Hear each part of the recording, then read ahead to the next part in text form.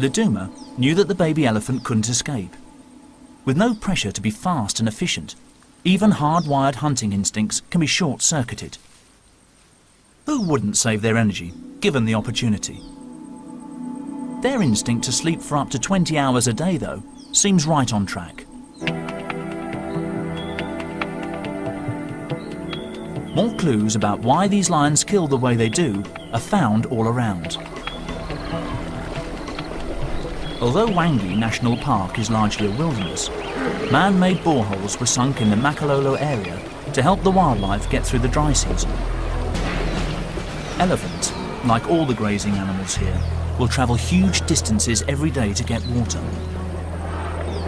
When two heavyweights want the same thing, sometimes the pressure valves burst.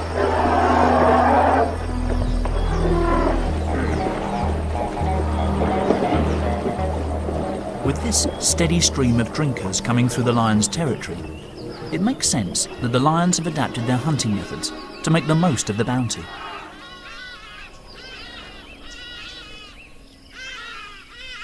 But the question for the cubs is this: was eating an animal alive just a one-off, or are they likely to make a habit of it?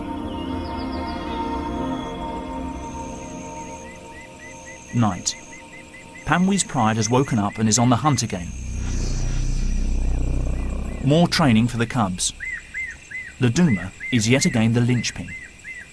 It's not unusual for adult females to do most of the work during hunting, but tonight, she has an even bigger job. Malu's strength and Kimber's wit have improved, but to make their contribution count, their mother needs to show them something new.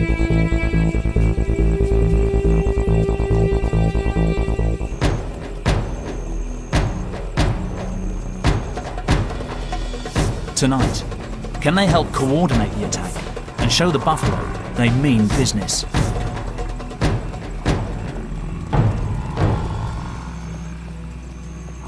The calves, small and vulnerable, are kept at the centre of the herd, out of the firing line. Even for a lion, this huge wall of living flesh is formidable, and they lose their nerve. Maybe the buffalo sense a weakness in the lion's battle strategy.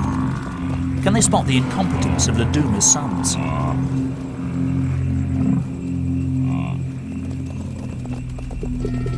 Who knows?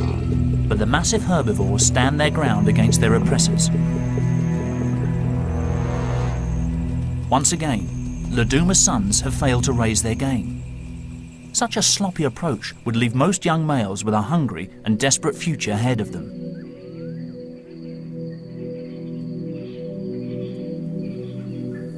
But Makalolo, yet again, offers them a soft option. Another tiny elephant calf wanders alone. Born only a few weeks previously, he's been abandoned by his herd. Newborn elephants are prone to attack, and sensing danger, his mother and concerned aunts try to push the calf to its feet.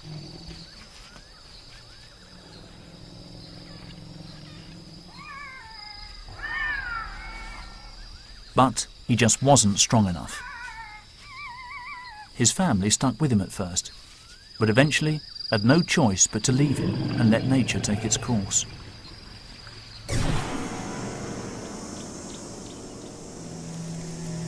He survived the first days alone, but unprotected, he faces grave danger. The pride has picked up his scent.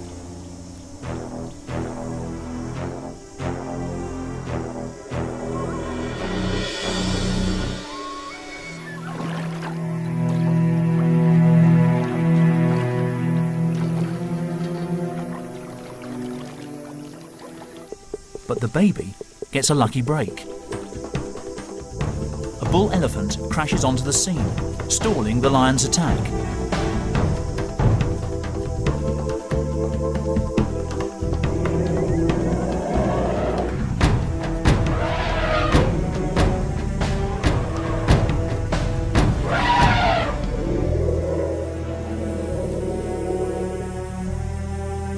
They wait to see what will happen next.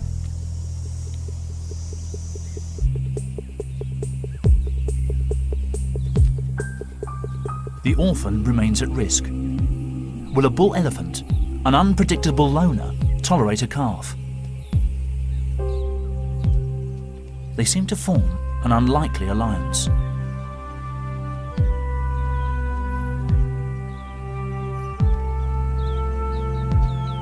But a male elephant isn't inclined to watch over a lost baby.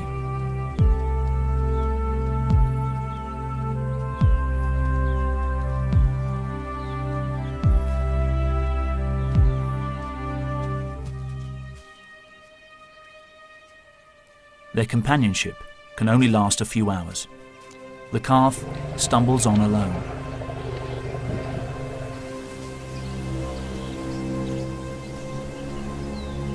The African bush takes no hostages. The sick and needy stand out as beacons to the hungry and opportunistic.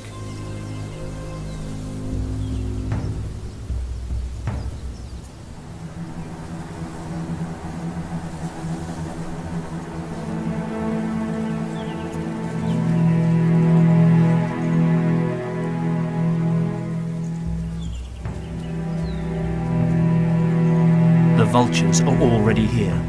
Predicting impending doom is their speciality. Trumped by nightfall, they must wait for another day.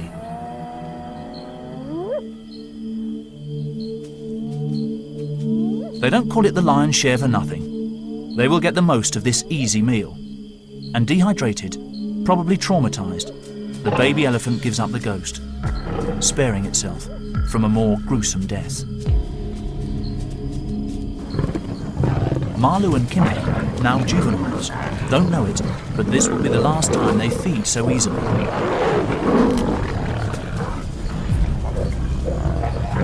They've got competition.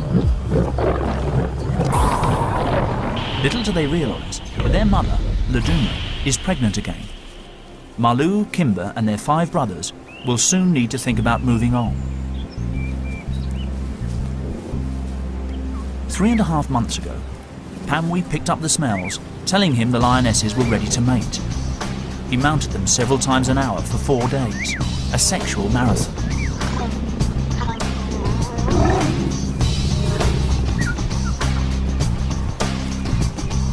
The birth of a new litter will mark a turning point in the lives of Marlu and Kimber. With more mouths to feed, it's crunch time. The extra competition means life will get tougher from here on in.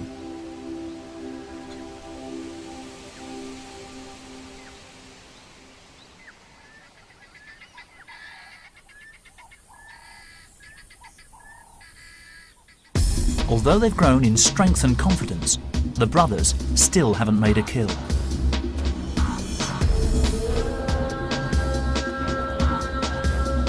The time for lessons is almost over. Perhaps sensing that they need a game plan, they give their mother some proper backup. It's a turning point for the boys.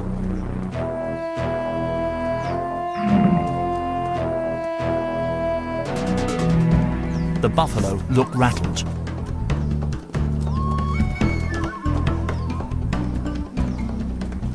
A fast charge confuses the herd, and in the chaos, there's a straggler.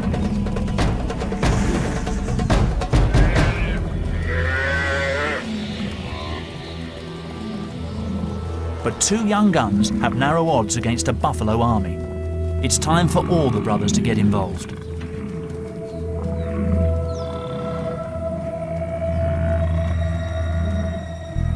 By spreading out to create a buffalo front line, a standoff ensues.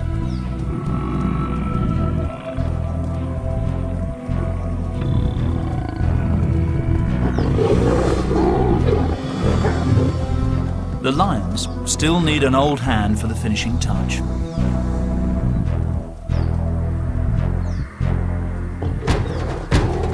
This time, it's their aunt, Mardi, who backs up the boys.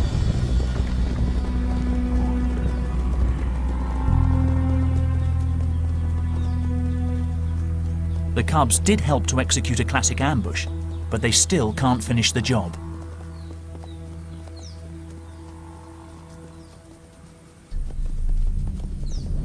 The rest of the buffaloes have sensibly backed off. So Laduma takes this opportunity to teach her sons another, crucial lesson. Instead of quickly suffocating the calf herself, she lets it go for the young males to kill. With this opportunity suddenly thrust upon them, the cubs seem confused, lazy even. It's like watching a domestic cat playing with its food. Are these lions simply not hungry enough to make a kill? It's highly unusual to see a lion hold back its killer instinct. Even Mardi has a casual approach to the kill.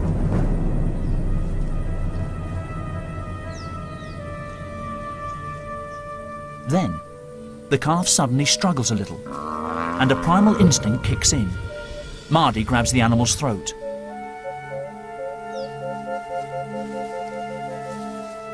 A little sustained pressure and the calf will suffocate. But she doesn't see it through. Is Mardi hoping the cubs will come back and have a go? Or is she too suffering from the same laid-back attitude towards killing? Even faced with the wrath and weaponry of the Cape buffalo, can they simply not be bothered to learn to kill in the classic way? It's nightfall before the lions tuck in. Round here, death does not always come quickly.